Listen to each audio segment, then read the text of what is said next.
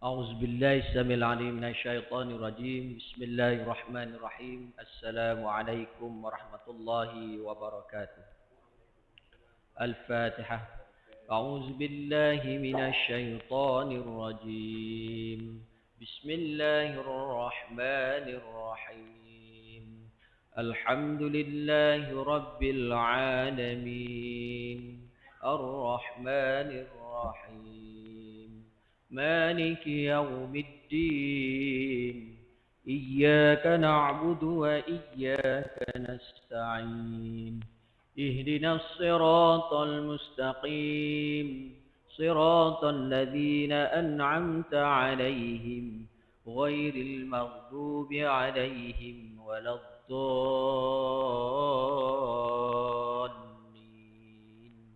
آمين الحمد لله الذي أرسل رسوله بالهدى ودين الحق ليظهره على الدين كله ولو كره المشركون أشهد أن لا إله إلا الله وحده لا شريك له وأشهد أن محمدا عبده ورسوله اللهم صل وسلم على سيدنا محمد وعلى آله وأصحابه أجمعين سبحانك لا علم لنا إلا ما علمتنا إنك أنت العليم الحكيم ولا حول ولا قوة إلا بالله العلي العظيم أما بعد.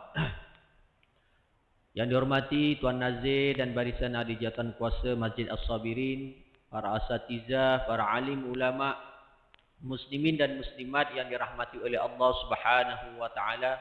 Syukur kita kehadrat Allah Subhanahu wa taala kerana dengan izinnya kita dapat sama-sama menunaikan solat maghrib secara berjamaah. Mudah-mudahan Allah memanjangkan umur kita dalam ketaatan kepada Allah Subhanahu wa taala.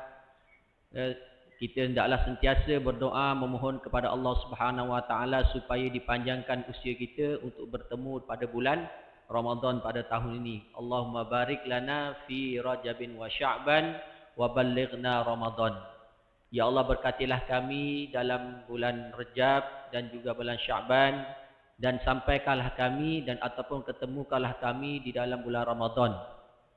Para jemaah yang dirahmati Allah Subhanahu wa taala, Nabi Muhammad sallallahu alaihi wasallam secara rasminya apabila masuk bulan Rejab, baginda sallallahu alaihi wasallam berdoa kepada Allah Subhanahu wa taala supaya dipanjangkan usia untuk ditemukan pada bulan Ramadan. Para sahabat dan para salafus soleh, para tabi'in, mereka berdoa lebih awal 6 bulan dari sebelum masuk bulan Ramadan, tuan-tuan. Jadi kenapa, tuan-tuan? Mereka tidak sabar untuk bertemu pada bulan Ramadan. Sebab tu kita kena sentiasa berdoa kepada Allah Subhanahu wa taala. Kita tak tahu, saya pun tak tahu, saya dapat bertemu bulan Ramadan tahun ini ataupun tidak, dan tuan-tuan pun juga tak tahu bila ajal kita. Sebab tu kita kena sentiasa berdoa kepada Allah Subhanahu wa taala agar kita dipanjangkan umur supaya kita dapat melakukan amal ibadat pada tahun ini, tuan-tuan, insya-Allah. Insya-Allah pada malam ini saya akan kongsikan daripada 40 hadis peristiwa akhir zaman, iaitu hadis, ada beberapa hadis petikan hadis, iaitu hadis yang ke-25 berkaitan dengan waktu masa menjadi pendek, ataupun waktu terasa pendek. Dalam hadis riwayat Tirmizi, an Anas bin Malik radhiyallahu anhu qala Rasulullah sallallahu alaihi wasallam, kata Nabi, la taqumus sa'atu hatta yataqarabaz zaman wa takunus sanatu kasyahri wasyahru kal jum'ati wa takunul jum'ah kal yaumi wa yakunul yaumu kas-sa'ati wa takunu as-sa'atu kad-darmati bin-nar. Ni tuan-tuan, berkaitan dengan ini tanda-tanda kiamat kecil ni, tuan-tuan. Iaitu masa akan bertambah pendek. Masa tu kita rasa macam singkat sangat, tuan-tuan. Sebab tu kita kena ambil peluang untuk beramal ibadat, untuk mempersiapkan diri kita sebagai bekalan kita di akhirat nanti. Apa kata Nabi dalam hadis riwayat Tirmizi yang bermaksud an Anas bin Malik radhiyallahu anhu. Daripada Anas bin Malik radhiyallahu anhu telah berkata Rasulullah sallallahu alaihi wasallam yang bersabda, kata Nabi, la taqumus sa'ah, tidak akan terjadi hari kiamat hatta yataqarabaz zaman, sehingga waktu terasa menjadi pendek. Nabi kata tidak akan berlaku hari kiamat sehinggalah waktu tu menjadi pendek. Maksudnya macam mana tuan-tuan? Para jemaah yang tapi kita rasa dalam seminggu tetap 7 hari. Tak adalah pula jadi seminggu jadi 6 hari. Kan? Dalam 24 jam, dalam satu hari ada berapa jam? 60. Kan? Jadi tetap sama. Tapi kita rasa tu berbeza kalau orang dulu dengan sekarang ni, suasana sekarang. Kan? Mungkin kalau tuan-tuan dulu kita beramal ibadat tu rasa nikmat saja, kita rasa lama sangat tempoh masa kan. Tapi bila sekarang ni rasa sekejap je dah. Dah rasa sekejap je. Tahu dah minggu depan dah. Tahu dah tahun depan dah. Tak pasal tahun tuk tiba-tiba dah masuk Ramadan pula tahun ni. Macam itulah. Rasa memang berlalu. Masa tu kita rasa sangat terlampau singkat. Dia sama je. Nanti Nabi akan sebut ni. Apa kata Nabi? Wa takunu sanatu kasyahri wasyahru. Wa takunu sanatu kasyahri wasyahru kal jum'ati wa takunul jum'ah. Kata Nabi SAW, maka setahun tu kata Nabi dirasakan seperti sebulan. Setahun kita rasa tahun tu rasa macam sebulan. Inilah pertama pendek tuan-tuan. Bukannya hari tu berkurang kan? Tidak. Kalau ikut pada ni macam tahun 2022 kan, 2020 yang Covid kan, 2020, 21, 22 lah, kita 22 tu dah nak ambil pilih. Jadi start 2020 tu disebabkan pandemik ni, maka terpaksa delay lagi. Dia punya persekolahan bulan kan, jadi habis sampai kalau 2020 tu 2021 bulan akhir tahun tu bulan Februari baru ada start kan. Begitulah. Tapi sampailah ini pun kerajaan Kementerian Pendidikan nak buat balik pada asal kan, nak balik start Januari tu start sekolah. Dengar kata 2026 baru start Januari tu sekolah. 2024 belum lagi. 2025 tu dah nak masuk sikit. Nanti contoh tengok cuti persekolahan tahun 2024 ni dia pendek je. Tahun ni kita panjang. Cuti akhir tahun pada bulan Februari ada 3 minggu. Tak lama ni ke sekolah lah, anak cuti lah ni, anak-anak dia pun seronok kan. Orang biar anak-anak suruh cuti, mak ayah pun teman seronok lah. Tapi 2024 tuan-tuan tengok cuti persekolahan. Dah terkeluar dah takwir dah. Dia bulan 12 tu cuti pendek je. Ataupun awal Januari siap. Jadi berkuat kuasa 2026 persekolahan penggal pertama tu pada jatuh pada bulan Januari. Seperti normal balik. Itulah. Tapi tak sama juga kan. Cumanya yang dikatakan Nabi SAW hadis ni kita rasa setahun tu macam sebulan. Kemudian sebulan pula dirasakan macam seminggu. Kita sebulan tu macam seminggu, sekejap sangat dah. Hari tu di bulan Januari, ini nak habis bulan Januari dah. Kan? Ini nak masuk Februari. Kemudian seminggu pula kata Nabi dirasakan seperti sehari. Semata minggu ni kita rasa macam sehari. Dan sehari pula dirasakan seperti 1 jam. Dan 1 jam dirasakan seperti 1 kilatan api. Ataupun kilat api tu menyambar tu macam sekejap je. Macam peti tu kan. Macam itulah. Pantas ni masa berlalu.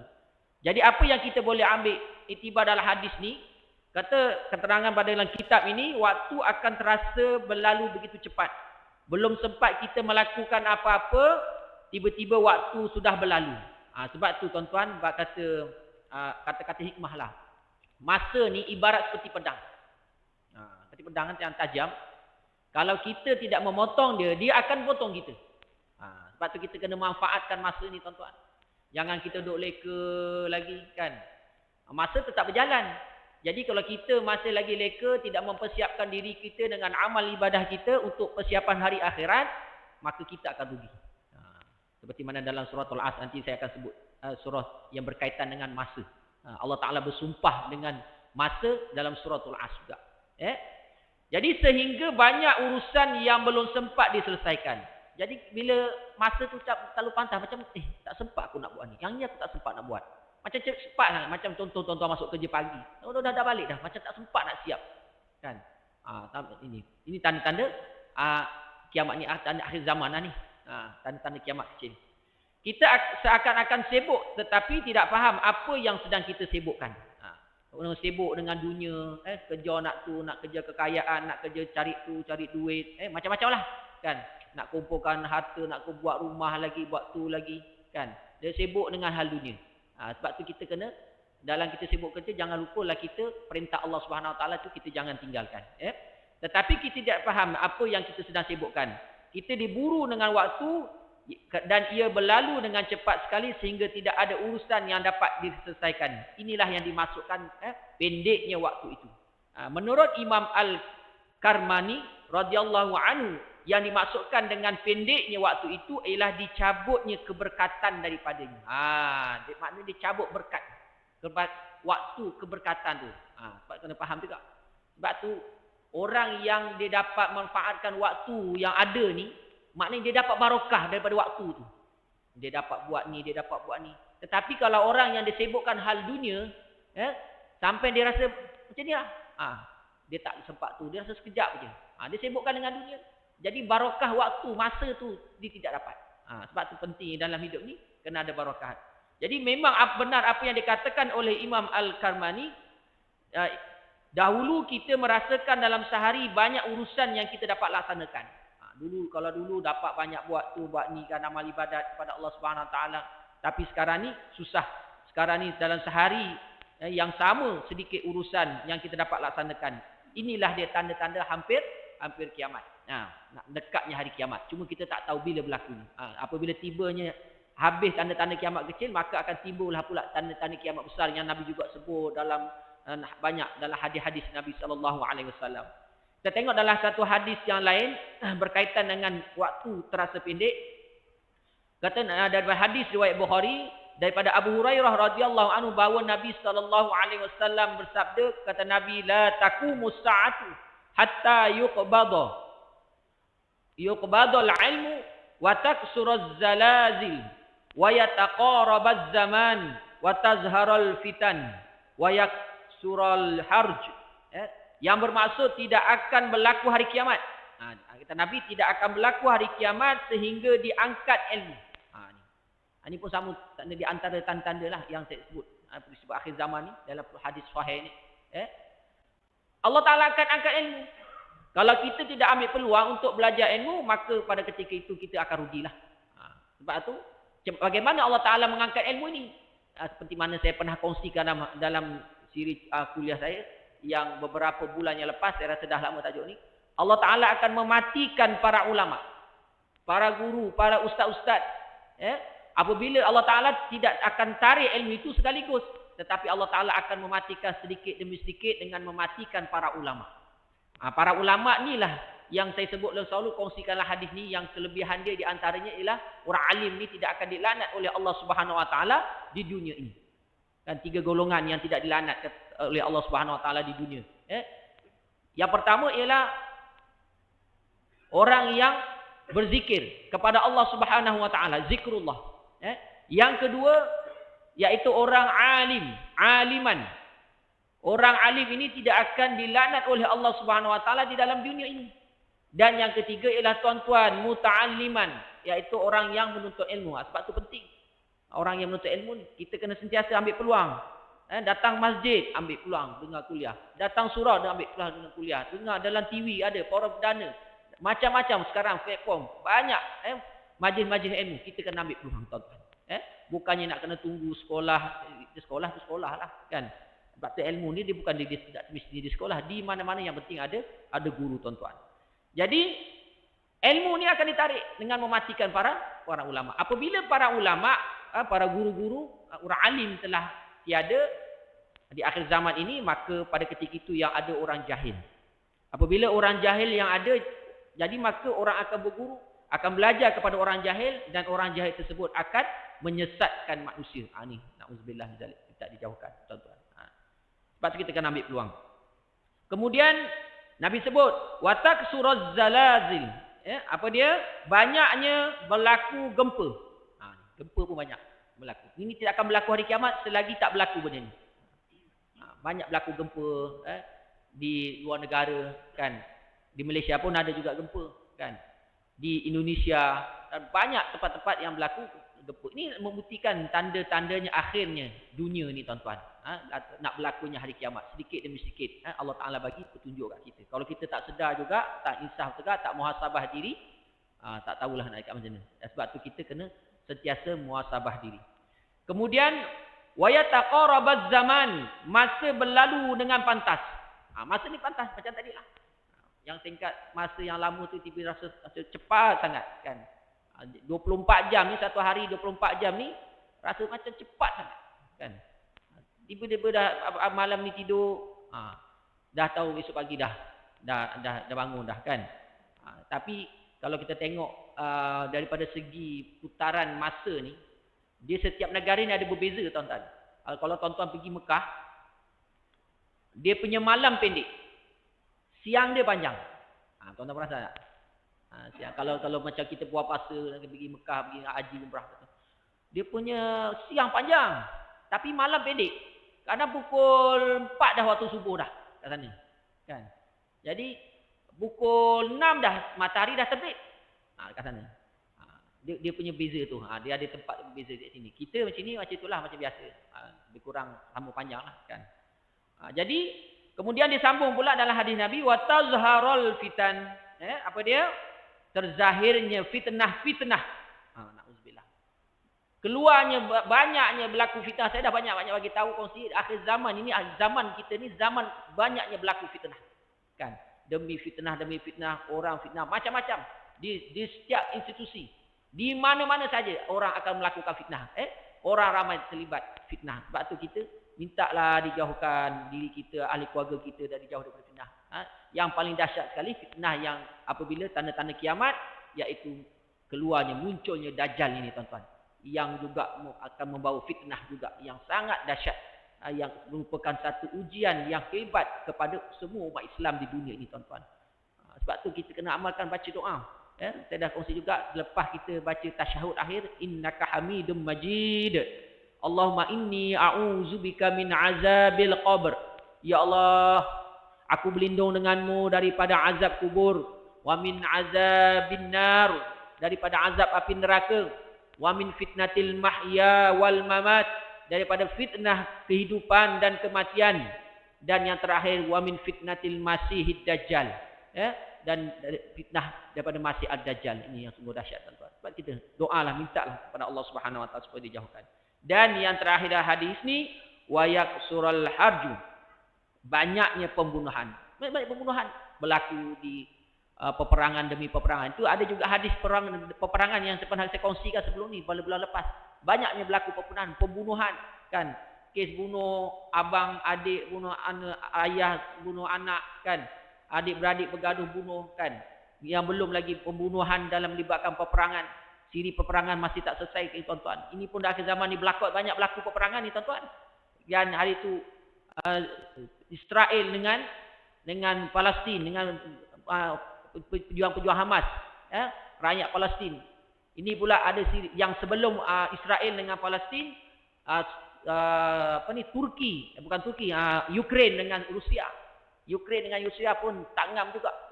Ini yang terbaru, Yaman yang memberi bantuan kepada pejuang-pejuang Hamas yang di Palestin ini juga diserang juga oleh 3 negara ni tuan-tuan. USA, Amerika Syarikat, kemudian Britain dan juga Israel juga. Banyak lagi berlaku peperangan. Akan orang kata tak selesai. Itulah kita risau agak ni. Masing-masing dah menunjukkan kekuatan masing-masing. Ni aset mereka, ketenteraan mereka kan. Korea pun juga tunjukkan juga. Dia pun tak ngam juga dengan mereka. Kan? Tuan-tuan, sebab tu inilah akhir zaman ni Nabi dah sebut dah. Tanda-tanda nak berlakunya hari kiamat tuan-tuan. Banyaknya pembunuhan. Kemudian menurut Imam Ibn Hajar Al-Asqalani berkaitan dengan pendeknya masa ni, menukilkan beberapa pandangan dalam memahami makna masa berlalu dengan pantas, seperti pendeknya umur, pendeknya malam dan siang kan. Kemudian seperti yang disokong di dalam hadis-hadis yang lain menyatakan masa berlalu dengan pantas sehingga setahun dirasa seperti sebulan, dan juga manusia berterusan berada dalam kejahilan. Kalau orang yang buat jahat, buat maksiat, tidak ikut perintah Allah Subhanahu Wa Taala, maka dia akan rasa pendek lah. Tapi orang yang pandai memanfaatkan masa, sebab Allah Taala bersumpah dalam surah Al-Ahzab, bersumpah demi masa ni. Ada beberapa surah dalam Al-Quran yang Allah Taala bersumpah pada ayat yang pertama. Ada juga ayat yang tengah-tengah, ada juga ayat yang pertama, ada banyaklah. Saya boleh kongsikan sini, di antaranya ialah suratul Asr. Wal Asr, demi masa. Allah Taala bersumpah dengan masa ni, tuan-tuan.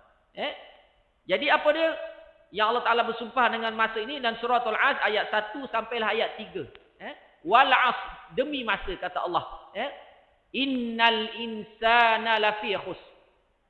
Sesungguhnya manusia itu berada dalam kerugian. Inilah. Apa dia? Kenapa manusia itu rugi? Kerana manusia yang rugi, ini dalam kategori rugi ni ialah manusia yang tidak ikut perintah Allah Subhanahu Wa Taala, yang suka kata melalai ada masa ni dia buat benda-benda yang tak faedah. Itu rugi. Illal ladzina amanu wa amilus solihati wa tawassaw bil haq. Kecuali orang-orang yang beriman. Tadi Allah Taala dah sebut pada ayat kedua, sesungguhnya manusia berada dalam kerugian. Siapa dia? Kecuali illal ladzina amanu wa amilus solihat. Kecuali orang-orang yang beriman dan beramal soleh. Ini orang yang beriman dan beramal soleh, dia tidak berada dalam kerugian. Sebab apa? Mereka memanfaatkan masa yang ada tu dengan melakukan amal ibadat. Ini yang kita naklah. Orang yang beriman, orang yang beramal soleh, kan? Dia tak sia-siakan masa. Ada masa, okey aku baca Quran. Ada masa, okey aku berzikir kepada Allah Subhanahu. Ada masa kita baca kitab apa yang bermanfaat lah. Ada masa kita melakukan kerjaan-kerjaan yang membawa manfaat, tuan-tuan. Bukannya kita masa duduk lelek. Kadang-kadang ada orang ni, dia memang suka, tak ada apa-apa, dia duduk kedai kopi, dia sembang, dia sembang. Kan? Memang ada jadi macam tu manusia. Itu yang kita, orang yang jadi macam tu ni bukan kata tak boleh nak minum. Boleh nak minum, boleh kedai kopi. Kadang-kadang kopi secawan, teh secawan, tapi duduk berjam-jam. Kan? Habis macam tu. Masa rugi sangat, tuan-tuan. Jadi dengan masa yang panjang tu 3 jam duduk kat kedai kopi tu, boleh baca Quran, boleh berzikir, mungkin boleh buat baik kepada orang. Sebab buat baik pun dapat pahala juga. Allah Ta'ala lagi suka kepada orang yang buat baik. Melakukan kebaikan. Memudahkan urusan orang lain. Kan? Banyak lagi. Mungkin tolong isteri ke, kan? Macam-macam lah. Tolong masjid apa nak buat ke. Mana-mana lah. Siapa orang yang memerlukan tenaga kita. Jadi, buat baik. Dalam kehidupan seharian itu mesti kita ada berbuat baik kepada sesiapa saja orang yang memerlukan bantuan kita. Sebab tu pentingnya. Kemudian disambung lagi watawasau bil haq, dan berpesan-pesan dengan kebenaran. Watawasau bis sabr, dan berpesan-pesan dengan kesabaran. Jadi dalam nak berpesan-pesan ni memang ada ujian lah. Nak buat baik, nak ajak orang buat baik, memang ada ujian. Kadang-kadang orang marah kita, kan, macam-macam lah. Ajak orang buat baik, berjihad tu buat baik lah, kan. Ni kita bagi nasihat ke orang, pesan-pesan dengan kebenaran, dan juga berpesan-pesan dengan kesabaran. Itu diuji orang. Lagi apa lagi? Surah yang Allah Ta'ala awal ayat yang pertama itu Allah Ta'ala bersumpah, iaitu di antara ialah surah Asy-Syams. Wasyamsi waduhaha. Demi matahari dan sinaran pagi, kan, yang terang benderang, sinaran pagi, surah Ad-Duha, kan. Kemudian apa lagi? Surah Al-Lail, wal laili idza yaghsha, demi malam apabila menutupi, yakni menutupi waktu siang. Dan ada banyak lagi. Surah At-Tin pun juga situ Allah Taala bersumpah. Jadi kita kena ambil apa yang dimasukkan dengan barakah, berkah ni tadi kan saya berikan. Jadi orang yang dapat memanfaatkan masa, orang yang tidak dapat memanfaatkan masa ada beza. Orang yang kata dia rasa masa terlalu pendek, kan. Kerana Allah Ta'ala dah tarik dah barakah tu. Barakah di masa tu Allah Ta'ala dah tarik. Jadi kita pun Allah sempat rasa, kan. Tak sempat aku nak buat amal ibadat, tak sempat aku nak puasa, tak sempat aku nak zikir, tak sempat aku nak baca Quran. Masa tu dah berlalu. Sebab tu dah barakah tu dah tak ada dah. Apa nak barakah? Barakah ni daripada segi bahasa ni ialah tambah. Bertambahlah. Kata ini digunakan yang menunjukkan kebaikan yang banyak. Maksudnya bertambahnya kebaikan. Bukannya bertambahnya kejahatan. Itu tak betul lah, kan. Jadi orang yang melakukan dia dapat memanfaatkan masa dia dengan benda-benda yang baik, melakukan amal ibadah, ini ya orang yang mendapat barakah. Dia tambahnya kebaikan. Tetapi berbeza pula orang yang melakukan kejahatan dengan masa yang ada tu dia buat maksiat, dia melakukan dosa-dosa yang Allah Taala larang dia buat. Yang ni akan dia tambah lagi dosa dia. Dia rasakan sekejap aja masa tu. Kemudian Rasulullah sallallahu alaihi wasallam juga sering kali mendoakan para sahabatnya. Nabi juga sentiasa mendoakan sahabatnya. Tuan-tuan kita kena sentiasa doa. Sebenarnya doa ni cukup baik. Kan saya kongsi Allah Taala juga suruh kita berdoa kan. Orang yang sentiasa mendoakan orang lain itu sebenarnya bagus, kan? Bukan untuk diri kita. Sebab tu dalam sembahyang kita jangan doa untuk diri kita sendiri. Kena doa kedua ibu bapa, kan? Kaum muslimin dan muslimat dan siapa saja. Apatah lagi doa yang tuan-tuan doakan itu kepada seseorang tanpa diketahuinya. Itu lagi baik, tuan-tuan, kan? Mungkin kita ada kenal siapa-siapa kawan kita, sahabat kita, kan? Mungkin yang berada di luar negara ataupun berada di negeri-negeri lain ke, kita doakan dalam senyap-senyap tanpa pengetahuan dia. Kita doakan dia. Ya Allah, kau panjangkanlah umur sahabat aku ni, ya Allah. Kurniakanlah rahmat kepada dia, ya Allah. Panjangkanlah umur dalam ketaatan, berikanlah kesihatan, kan? Sebab kita kena sentiasa berdoa. Kemudian Rasulullah SAW juga sering kali mendoakan para sahabatnya agar Allah Subhanahu Wa Taala memberkati mereka. Nabi sentiasa doakan para sahabat-sahabat Nabi supaya Allah Taala berkati mereka ni. Seperti mana doa baginda sallallahu alaihi wasallam untuk ada seorang sahabat dia bernama Abu Qatadah. Apa doa Nabi kepada Abu Qatadah? Ya Allah, berkatilah kulit dan rambutnya. Nabi doa Abu Qatadah ni supaya berkatilah kulit dan rambut Abu Qatadah ni. Sejak itu kulit dan rambut Abu Qatadah tidak pernah beruban meskipun usianya bertambah. Ini berkat makbulnya doa Nabi Muhammad sallallahu alaihi wasallam. Sebab tu sahabat dia, saya pernah cerita juga, ada seorang sahabat ni juga dia buat baik dia dengan melakukan dalam peperangan Badar ataupun Uhud, saya tak pasti, saya lupa. Dia dapat tangkap seorang sahabat ni, seorang musuh. Yang musuh ni yang dikehendaki oleh tentera Islam dengan Nabi, kerana mereka musuh ini yang sentiasa berbohong, menghina ayat Al-Quran, menghina dakwah Nabi sallallahu alaihi wasallam, dan orang ini sangat dikehendaki. Dan seorang sahabat ni dia kata, ya Rasulullah, saya dapat tangkap dia, saya dapat menawan dia. 3 kali dia sebut dengan Nabi, tuan-tuan, dia punya seronok.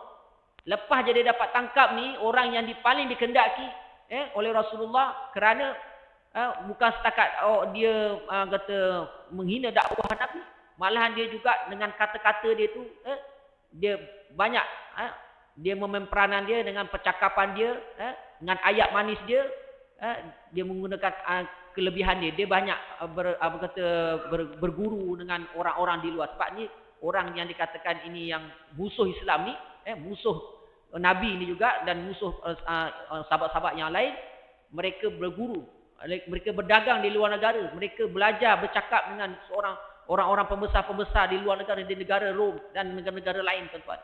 Sehingga dengan ada kelebihan dia itu, dia memusuhi Rasulullah SAW. Sampai satu tahap, sahabat Nabi ni dapat tahan dia, dapat tawan dia, dan Nabi doakan dia supaya juga dipanjangkan umur. Masya Allah. Seronok sahabat. Bila Nabi doakan sahabat ni, dia kalau nak minta sesuatu, dia bukan nak minta direct. Kata, ya Rasulullah, doakanlah aku. Tidak. Dia akan melakukan sesuatu. Sahabat pun dia pun tahu malu. Dia bukan tak boleh minta, boleh nak minta. Tapi dia malu dengan Nabi. Kalau kata nak minta tu tak ada tujuan apa. Jadi dia buat sesuatu yang Nabi seronok. Bila Nabi seronok, Nabi akan doakan.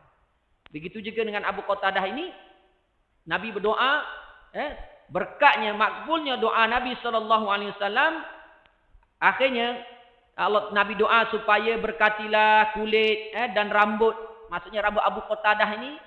Akhirnya Abu Qatadah ini dalam usia dia yang tua tapi nampak muda. Bayangkan tuan-tuan, Abu Qatadah wafat pada usia 70 tahun. Namun kulit dan rambutnya seperti remaja berusia 17 tahun. Ini Abu Qatadah ni kelebihan. Dia wafat, dia meninggal dunia pada usia 70 tahun. 70 tahun tua tuan-tuan. Tapi tengok kulit dia, tengok rambut dia, kita macam remaja berusia 17 tahun. Ni berkat doa Nabi sallallahu alaihi wasallam ya. Kemudian menurut pandangan Imam An-Nawawi pula berkaitan dengan masa, mengikut pandangan Iyad dan selain daripadanya yang berpandangan maksud masa berlalu dengan pantas adalah disebabkan hilangnya keberkatan masa. Seperti saya cakap tadilah. Dalam sehari dia melakukan sesuatu manfaat kadar sama seperti 1 jam sahaja dengan melakukan perkara tersebut. Jadi ini pentingnya tuan-tuan. Kemudian dalam pandangan Imam An-Nawawi yang lain juga berpandangan berkaitan dengan masa. Kata Imam An-Nawawi rahimahullah ta'ala, al-muradu bikisarihi adamul barakati fi. Dan yang dimaksudkan dengan singkatnya masa itu adalah disebabkan kerana hilangnya keberkatan masa itu. Dia bukan kata dalam 7 hari itu jadi 6 hari. Dia tidak. Dia sama je 7 hari. Kan? Setahun pun ada 360 hari. Betul? Tuan-tuan. Jadi sama juga. Dia tidak akan kurang. Cuma kita rasa. Allah Ta'ala dah tarik berkatnya. Barakahnya tu. Sebab itu penting. Menurut Imam Ibn Jarir, Al-Imam Ibn Jarir Al-Tabari menulis setiap hari sebanyak 40 helaian. Ini ulama-ulama ni. Ulama-ulama dulu hebat-hebat tuan-tuan. Dia manfaatkan masa. Dalam sehari dia menulis sebanyak 40 helaian kertas. Dia tulis buku lah. Bukan tulis saja-saja. Dia buat karang kitab. Ulama-ulama dulu kan buat. Menulis buku. Kitab-kitab macam-macam. Dr. Abu Shadi menjelaskan bahawa sekiranya dikira usia Al-Imam Al-Tabari dengan tabiat menulisnya, beliau setiap hari penulisan beliau boleh mencapai bilangan hampir 584,000 helaian. Masya Allah banyak tuan-tuan. Penulisan beliau kalau dibilang-bilang lah. Kalau betul lah satu hari tu dia 40 helai. Jadi hampir dia menulis sebanyak 584,000 helaian penulisan yang dihasilkan sepanjang umur dia itulah. Sampai dia wafat tu. Inilah yang dikatakan keberkatan masa sentiasa mengiringi ulama-ulama dahulu. Mereka memanfaatkan, mereka menulis kitab-kitab, mereka menulis hadis-hadis, tuan-tuan. Itu yang pertama. Jadi kita kena ambil manfaat. Hadis yang seterusnya, hadis yang ke-26, iaitu berkaitan dengan munculnya tambang bumi. Apa yang tambang bumi? Iaitu bahan galian. Ini akhir zaman ni banyak tuan-tuan. Kaitan dengan hadis-hadis sahih ni. Hadis daripada Imam Al-Baihaqi, wa'in Ibnu Umar, anin Ibnu Umar radhiyallahu anhuma qala, utiyan Nabiyyu sallallahu alaihi wasallam biqit'atin min zahabin wa kanat awwala sadaqatin ja'at bihi Banu Sulaim min ma'dinin lahum faqalu ya Rasulullah hazi min ma'dinin lana, faqala Rasulullah sallallahu alaihi wasallam takunu ma'adin wa yakunu fiha syiraru khalqillah. Daripada Ibnu Umar radhiyallahu anhu ia berkata pada satu ketika di hadapan Rasulullah, dibawa ke hadapan Rasulullah SAW sejongkok emas. Sejongkok emas ni tuan-tuan. Ini kisah ni. Maksudnya apa? Hadis ni berkaitan dengan galian hasil bumi. Hasil bumi. Pastinya hasil bumi ni cukup banyak tuan-tuan. Khazanah bumi dia dalam perut bumi ni cukup banyak. Dengan emas dia, dengan tembaga dia, lagi apa macam-macam, dengan minyaknya kan. Apa yang Nabi nak sebut ni apa kaitannya dengan bahan galian ni tuan-tuan. Jadi dibawa ke hadapan Rasulullah SAW ialah sejongkok emas. Kemudian emas itu adalah emas zakat yang pertama sekali dibawa oleh Bani Sulaim. Ni Bani Sulaim ni dia lah di kalangan Bani yang pertama kali dia bawa emas ni, dia zakat dengan emas. Dibawa ke hadapan Nabi sallallahu alaihi wasallam daripada pelombongan hasil bumi lah ni. Yang ni yang baguslah. Maknanya dia manfaatkan hasil bumi tu, dia bayar zakat, dia bayar apa lagi dengan manfaat, gunakan benda-benda yang baik kan. Kemudian sahabat bertanya kepada Rasulullah sallallahu alaihi wasallam berkaitan dengan hasil bumi ni. Ya Rasulullah, emas ini adalah hasil daripada lombong kita. Nabi kata, emas ni adalah hasil daripada lombong kita. Maknanya sahabat-sahabat ni, dia yang melombong emas hasil bumi. Lalu Nabi SAW menjawab, kata Nabi, nanti kamu akan mendapati banyak lombong dan yang akan menguasainya adalah orang jahat ataupun orang bukan Islam. Sekarang ni tuan-tuan, para jemaah yang dirahmati Allah Subhanahu Wa Taala dah jelas. Boleh dikatakan seluruh dunia, setiap negara ada hasil bumi. Malaysia pun ada. Kan, minyak. Tetapi apa yang berlaku, kita yang mengeluarkan, tapi yang kontrol minyak siapa tuan-tuan? Orang bukan Islam. Harga minyak siapa kontrol sekarang tuan-tuan? Kan? Semua orang-orang yang bukan Islam yang kontrol. Setiap negara ada. Kalau nak diikutkan hasil daripada bumi ni, di antara negara yang saya boleh kongsi lah untuk tuan-tuan. Di antara yang pertama, negara Australia, dia menghasilkan dana yang cukup banyak daripada hasil bumi ni tuan-tuan. Boleh dalam setahun Australia boleh mengeluarkan keuntungan sebanyak 81.9 trilion. Trilion ni juta, milion, apa lagi? 3 kali. Maksudnya trilion ni memang tinggi lah. Daripada segi kan. Kita ringgit Malaysia aja tuan-tuan. Kan? Maknanya atas juta lagi, atas milion lagi. Bilion. Dia trilion tu tinggi. Bayangkan Australia, pendapatan dia hasil bumi ni. Apa dia yang ada di Australia, iaitu Australia ada lombong emas. Juga ada biji besi, tembaga, kayu dan minyak. Ini Australia. Kita tengok negara lain, negara Republik Kongo. Pendapatan dia setahun sebanyak 98.7 trilion. Dengan hasil bumi iaitu emas, timah dan belian dan juga tembaga. Ini negara-negara bukan Islam. Yang kontrol mereka juga tuan-tuan. Kan? Kemudian di Venezuela juga pendapatan setahun 58.8 trilion. Minyak, biji, kemudian ada juga besi, ada juga emas. Yang ni, yang keempat ni, Amerika Syarikat. Berapa tuan-tuan pendapatan dia? Ni mereka lah yang kontrol minyak ni. Kan? Sebanyak pendapatan setahun adalah 185 trilion. Dengan ada emas, kemudian hasil bumi daripada minyak, ada gas asli dan juga tembaga. Banyak tuan-tuan, 100 lebih. Kan? Yang lain semua 50 lebih, 40 lebih. Juga Brazil juga ada 90 keuntungan dia, 90 trilion dengan emas, besi dan minyak serta timah dan tembaga. Kebanyakan semua ada emas dengan tembaga dengan minyak. Ada negara yang tidak ada minyak. Juga kita tengok Arab Saudi, Qatar, tu negara-negara minyak tu, pengeluar minyak. Arab Saudi sebanyak 142 trilion minyak. Bayangkan Arab Saudi ni ada antara negara yang pengeluar minyak yang banyak lah. Bayangkan Arab Saudi ni ada rizab tanah yang minyak, mengandungi minyak ni kedua terbesar di dunia. Tuan-tuan, Arab Saudi ni. Dia punya rizab tanah tu yang mengandungi minyak tu kedua terbesar di dunia, dan juga ada gas asli yang ke-6 terbesar di dunia, Arab Saudi, tuan-tuan. Itu keuntungan dia banyak juga tu. Setahun 142. Amerika tadi lagi banyaklah 182. Ni tuan-tuan.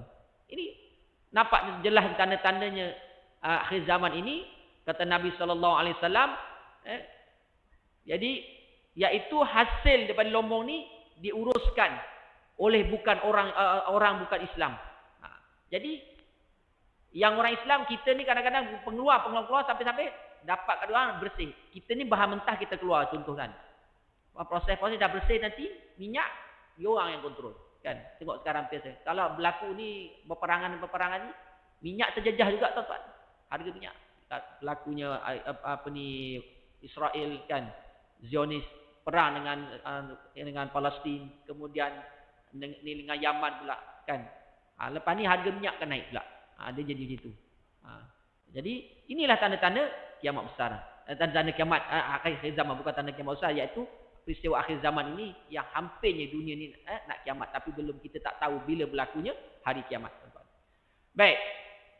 Kemudian kita tengok pula pada hadis yang ke-27, iaitu peristiwa akhir zaman juga, iaitu berkaitan dengan tanah Arab. Tanah Arab yang tandus, yang menjadi lembah yang subur. Ni tuan-tuan, ni pun pernah viral juga lah. Di media sosial video ada orang pergi umrah kan. Sekarang ni. Ni hadis daripada riwayat Muslim. An Abi Hurairah radhiyallahu anhu qala Rasulullah sallallahu alaihi wasallam la taqumus sa'atu hatta ta'uda ardul arabi murujan wa anharan. Daripada Abu Hurairah radhiyallahu anhu, beliau bersabda Rasulullah sallallahu alaihi wasallam, tidak akan terjadi kiamat sehingga tanah Arab yang tandus itu menjadi lembah yang subur dan dialiri dengan sungai-sungai, tuan-tuan. Ini sekarang ni kalau tuan-tuan tengok pergi Mekah kan, pergi terutama di Mekah, di Jeddah, di Madinah kan. Kalau tuan-tuan tengok jalan nak pergi umrah tu, kanan kiri kan dah ada dah. Gunung-gunung dah ada, tumbuh rumput-rumput dah. Dah nampak dah menghijau. Sebab tu dulu di Mekah bila kata sebut je tanah Arab, orang akan terbayang padang pasir. Kalau betul padang pasir ni dia akan kering kontang. Dia tidak ada air. Itu yang betul-betul padang pasir. Kalau tuan-tuan pergi tengok lalu nak pergi di antara, kalau naik bas daripada Madinah, siapa yang pergi umrah turun di Madinah, dia akan pergilah. Siapa yang turun pergi Mekah, dia akan naik bas pergi ke Madinah pula. Kita tengok kanan kiri. Begitu juga di Taif, tuan-tuan. Di antara tempat-tempat yang suburnya menghijau di Arab Saudi ni, tuan-tuan. Kalau kita tengok sekarang ni, menyaksikan kebenaran daripada sabda junjungan Nabi kita sallallahu alaihi wasallam, banyak tanah Arab yang dahulunya tandus dan sangat kering sekarang sudah mulai menghijau, ditumbuhi rumput-rumput dan pohon-pohon kayu. Contohnya kalau kita tengok Padang Arafah. Padang Arafah ni yang ada di Mekah ni yang dahulunya dikenali sebagai padang yang tandus. Memang dulu Padang Arafah tak ada. Siapa yang pernah pergi haji dulu awal 80-an tuan-tuan kan tahu. Sekarang ni kalau tuan-tuan pergi haji tengok ada pokok kan. Sebab tu dia ada larangan kawasan-kawasan yang tak boleh petik pokok-pokok, tuan-tuan. Sebab tu penting. Dan tidak ada tumbuh-tumbuhan. Kalau tandus yang dululah. Maka sekarang ni telah subur sehingga kelihatan menghijau dan kita dapat berteduh pula di bawah naungan. Maksudnya pokok tu. Keadaan ini akan menyejukkan mata orang yang mampu. Kita beri lalu pada azan. Allahumma salli ala sayyidina Muhammad, Allahumma salli ala sayyidina Muhammad, Allahumma salli ala sayyidina. Insyaallah sama sikit. Jadi Padang Arafah ni yang dulunya kering kontang, tandus, yang menggambarkan suasana seolah-olah di padang mahsyar. Tapi sekarang dah ditumbuh dengan tumbuh-tumbuhan dan orang boleh berteduh kat situ kan. Jadi berbeza. Jadi cuma walaupun dah ditumbuhi tumbuh-tumbuhan, tapi suasana seperti suasana di padang mahsyar tu dia tidak ada dah sekarang ni kan. Kalau dulu kalau kita tengok yang tempat, kalau siapa-siapa yang pergi Padang Arafah ni biasa musim haji juga, kita kalau umrah pun kita boleh pergi ziarah juga kan. Ni suasana. Tapi beza sekarang ni. Ni tanda-tanda akhir zaman ni, tuan-tuan. Tanda-tanda juga nak berlakunya hari kiamat. Jadi suasana seperti Padang Mahsyar itu merupakan tujuan utama dan juga pelajaran penting yang diambil daripada ibadah wukuf jemaah haji di Padang Arafah pada setiap 9 Zulhijjah pada setiap tahun. Ini suasana. Sebab tu dia bermulanya tahun 2022. Bermulanya hujan, kerap hujan di Arab Saudi ni, tuan-tuan. Sebab tu kalau ikut daripada sejarah benua ataupun kawasan gurun ni, gurun Sahara ataupun gurun lah, di benua Asia ni yang keempat terbesar di dunia adalah seluas 2.33 juta kilometer persegi yang merentasi Yaman. Ini kawasan Yaman, iaitu kemudian Teluk Parsi, Oman, Jordan dan Iraq. Inilah kawasan-kawasan yang banyak gurun. Kat Malaysia pun ada gurun juga, Ustaz, para jemaah, iaitu di Kedah. Malaysia pun ada gurun juga. Itu gurun lain. Ini gurun padang pasir kan. Kalau nak cerita pasal gurun, Kedah pun ada gurun. Kat Malaysia ada. Jadi inilah, kalau ikut pada sejarah juga ada 4 jenis gurun, iaitu gurun kutub, gurun subtropis dan gurun musim dingin dan juga gurun padang pasir yang pesisir yang pasir yang panas tadilah.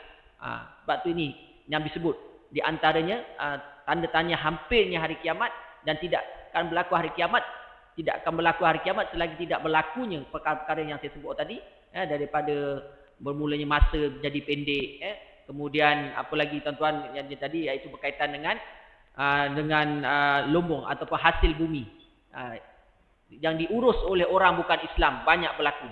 Jadi kita ni orang Islam hanya ambil yang bahan mentah, dan yang kontrol semua bahan minyak semua adalah orang yang bukan Islam. Dan yang terakhir, yang ketiga ni, hadis Nabi yang ke-27 ni, iaitu tandus.